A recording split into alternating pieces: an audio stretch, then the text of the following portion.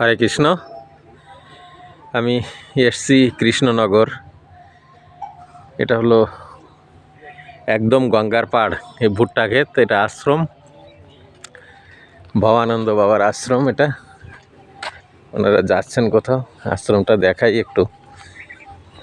সত্যি খুব ভালো মানুষ উনি, বৈষ্ণব তো বটেই। এই হলো ওনার ছোট্ট আশ্রম। এই জায়গাটা, এই ঘরটা নতুন করেছে।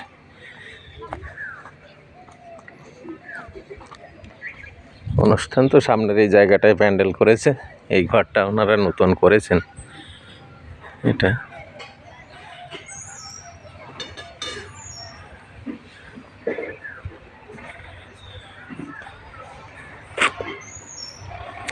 এই যে এই ঘরটা করেছেন ওনারা নতুন, আমি যতদূর জানি।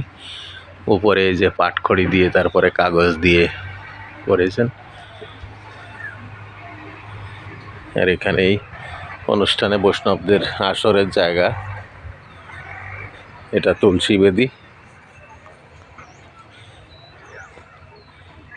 এই যে তুলসী বেদি, এটা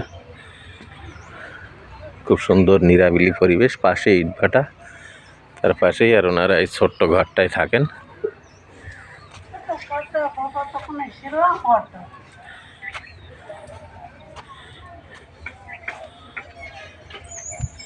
এখানে রান্না হয়।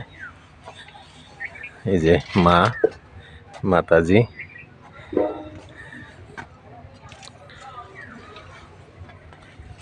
এপাশে বাথরুম, পায়খানা, কল।